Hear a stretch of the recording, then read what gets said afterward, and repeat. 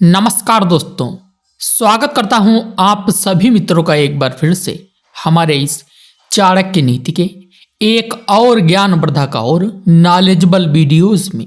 दोस्तों, चाणक्य नीति या चाणक्य नीति शास्त्र आचार्य चाणक्य द्वारा प्रदान किया गया एक ऐसा ग्रंथ है जिसमें मनुष्य के जीवन में सुधार लाने हेतु सुझाव दिए गए हैं। इस ग्रंथ में बहुत सारे सूत्र शामिल किए गए हैं जिनका यदि सही रूप से पालन किया जाए तो हमारा जीवन चमत्कारी ढंग से बदल सकता है। आचार्य चाणक्य महान कूटनीतिज्ञ थे। उन्हें जीवन के प्रत्येक दांव पेचाते थे। कौन किस समय क्या सोच रहा है और उसकी अगली चाल क्या होगी, यह आचार्य चाणक्य बखूबी भांप लेते थे।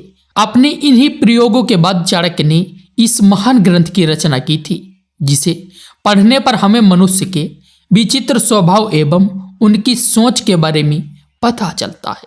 चाणक्य नीति द्वारा पुरुष, महिला, बच्चे, बूढ़े सभी के स्वभाव के बारे में जाना जा सकता है। मित्र एवं शत्रु या किसी भी अन्य मानवीय रिश्तों की गहराई को समझा जा सकता है।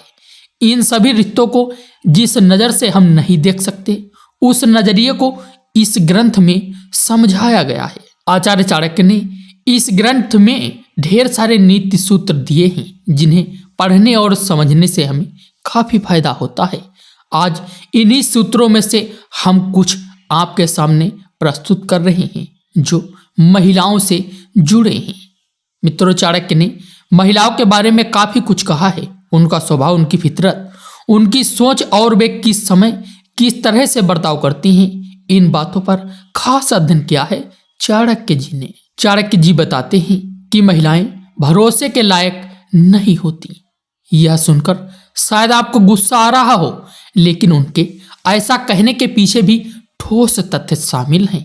चाणक्य के अनुसार महिलाओं के स्वभाव में ही ऐसे लक्षण पाए जाते हैं जो उन्हें भरोसे के लायक नहीं बनाते।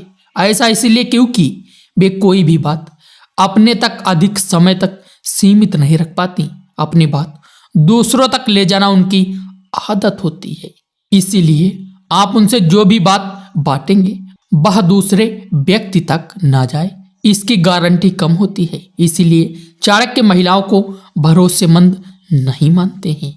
स्त्रियों के सामान्य लक्षण के अलावा चाणक्य ने उनकी कुछ ऐसी बातों को भी नीति शास्त्र में रखा है जो उन्हें शादी के लायक नहीं बनाती। चाणक्य के अनुसार ऐसी कुछ स्त्रियां होती हैं जिनसे भूलकर भी पुरुषों को शादी नहीं करनी चाहिए।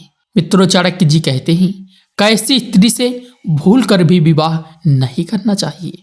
चाणक्य के अनुसार सुंदरता ही सब कुछ नहीं होती। यदि कोई पुरुष केवल स्त्री की सुंदरता देखकर उसे परखता है और उसी के आधार पर उसे पसंद करके विवाह कर लेता है तो उससे बड़ा मूर्ख इस पूरे जग में कोई भी नहीं है।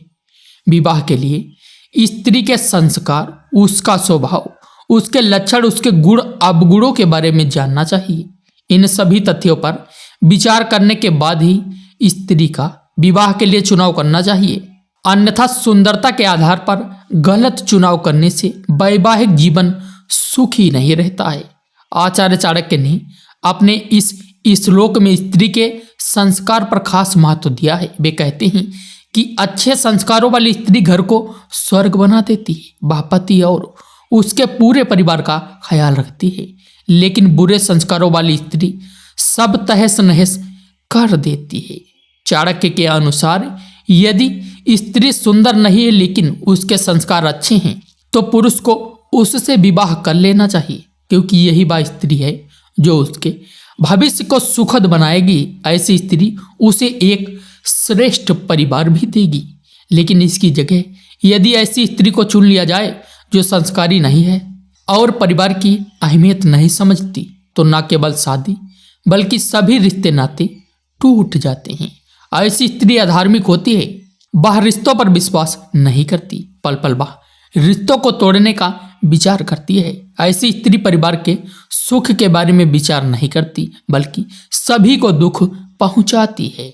ऐसे चरित्र वाली स्त्री न केवल विवाह के रिश्तों को खराब करती है बल्कि पूरे कुल का नाश करती है। वह उस पूरे परिवार को समाज के सामने बेइज्जत करती है। इसीलिए विवाह के लिए हमेशा संस्कारी स्त्री का ही चुनाव करना समझदारी है। सुंदरता मन की देखनी चाहिए, तन की नहीं।